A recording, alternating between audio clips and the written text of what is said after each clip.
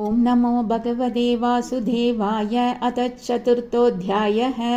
उद्धव उवाच अथ ते तदनुज्ञाता भुक्त्वा पीत्वा च वारुणीं तया विभ्रंशितज्ञाना दुरुक्तैर्मर्मपस्पृशुः तेषामैरेयदोषेण विषमीकृतचेतसां निम्लोचतिरवावासीद् वेणूनामिव मर्दनं। भगवान् स्वात्ममायाया गतिं ताम् अवलोक्य सः सरस्वतीम् उपस्पृश्य वृक्षमूलम् उपाविशत्। अहं चोक्तो भगवता प्रपन्नार्ति हरेणः बदरीं त्वं प्रयाहीति स्वकुलं संजिहीर्षुणा। अथाभितदभिप्रेतं जानन्नहम् अरिन्दम पृष्ठतो अन्वगमं भर्तुः पादविश्लेषणाक्षमः अद्राक्षमेकमासीनं विचिन्वन् दयितं पतिं श्रीनिकेतं सरस्वत्यां कृतकेतम् अकेतनं श्यामावधातं विरजं प्रशान्तारुणलोचनं दोर्भिश्चतुर्भिर्विदितं पीतकौशाम्बरेण च वामऊरावधिश्रित्य दक्षिणाङ्घ्रि सरोरुहम् अपाश्रितार्भग अश्वत्थम् अकृशं त्यक्तपिप्पलं तस्मिन् महाभागवतो द्वैपायन सुहृत्सखा लोकान् अनुचरन् सिद्ध आससाद यदृच्छया तस्यानुरक्तस्य मुनेर्मुकुन्दः प्रमोद भावानदकन्दरस्य आशृण्वतो माम् अनुरागहास समीक्षया विस्रमयन् उवाच। श्रीभगवानुवाच वेदाहमन्तर्मनवीप्सितं ते दधामि यत्तद्दुरवापमन्यैः सत्रे पुरा विश्वसृजां वसूनां मत्सिद्धिकामेन वसो त्वयेष्टः स एष साधो चरमो भवानाम् आसादितस्ते मदनुग्रहो यन्मां नृलोकान् रह उत्सृजन्तं दिष्ट्या ददृश्वान् विशधानुवृत्त्या पुरा मयो प्रोक्तमजायनाभ्ये पद्मे निषन्नाय ममादिसर्गे ज्ञानं परं मन्महिमावभासं यत्सूरयो भागवतं वदन्ति इत्यादृतोक्तः परमस्य पुंसः प्रदीक्षणानुग्रहभाजनोऽहं स्नेहोत्तरोमो स्खलिताक्षरस्तं मुञ्जञ्चुचः प्राञ्जलिरापभाषे कोऽन्वीषते पादसरोजभाजां सुदुर्लभोर्तेषु चतुष्वपीह तथापि नाहं प्रवृणोमि भूमन् भवत्पदाम्बोज निषेवनोत्सुकः कर्माण्यनीहस्य भवो भवस्य ते दुर्गाश्रयोधारिभयात् पलायनं कालात्मनो यत् प्रमदायुधाश्रयः स्वात्मन्रते किद्यदि दीर्वितामिह मन्त्रेषु मां वा उपहूय यत्त्वम् अकुण्डिता खण्डसदात्मबोधः पृच्छे प्रभो मुग्ध इवाप्रमत्तः तन्नो मनो मोहयतीव देव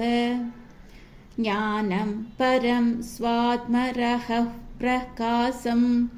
प्रोवाच कस्मै भगवान् समग्रम् अपि क्षमं नो ग्रहणाय भर्तः वदाञ्जसा यद्वृजिनं तरेम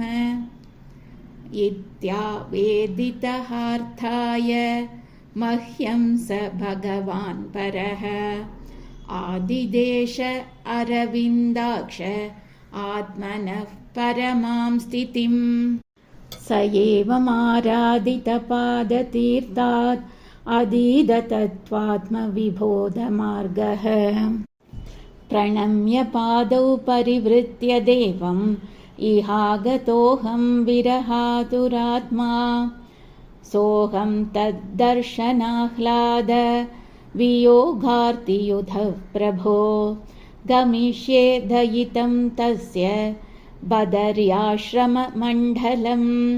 यत्र नारायणो देवो नरश्च भगवान् ऋषिः मृदुतीव्रं तपो दीर्घं ते पाते लोकभावनौ श्रीशुक उवाच इत्युद्धवातुपाकर्ण्य सुहृदां दुस्सहं वधं ज्ञानेन अशमयत् श्रद्धा शोकमुत्पतितं बुधः स तं महाभागवतं व्रजन्तं कौरवऋषभः विश्रम्भात् अप्यधत्येतं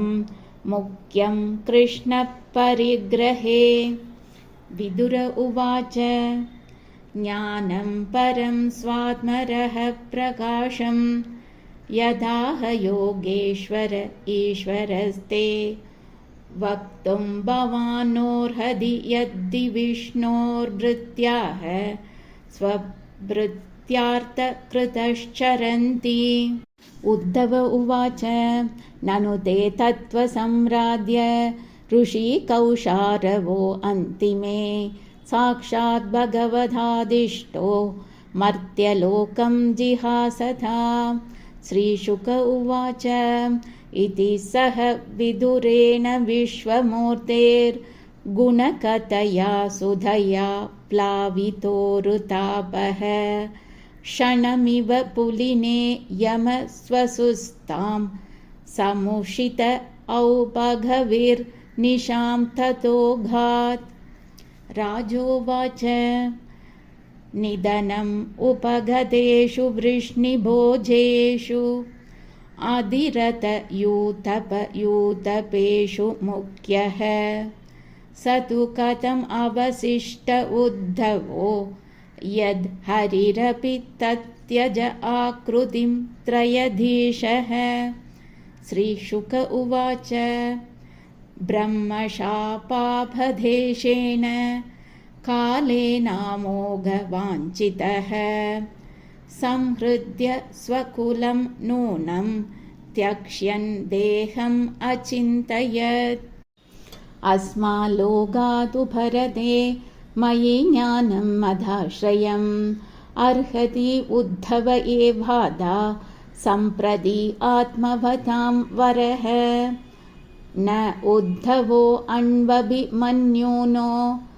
यद्गुणैर्नार्धितः प्रभुः अतो मद्वयुनं लोकं ग्राहयन् इह तिष्ठतु एवं त्रिलोकगुरुणा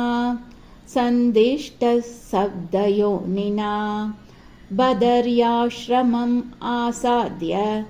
हरिमीजे समाधिना विदुरोऽपि उद्धवा श्रुत्वा कृष्णस्य परमात्मनः क्रीडयोपातदेहस्य कर्माणि श्लाघितानि च देहन्यासं च तस्यैवं धीराणां धैर्यवर्धनम् अन्येषां दुष्करतरं पशूनां विक्लवात्मनाम् आत्मानं च कुरु श्रेष्ठ कृष्णेन मनसेक्षितं ध्यायन् गते भागवते रुरोध प्रेमविह्वलः कालिन्द्याकदिभिः सिद्ध अहोभिर्भरदऋषभः प्रापद्यदस्वसरितं यत्र मित्रासुधो मुनिः। श्रीहरये नमः, श्रीहरये नमः, श्रीहरये नमः।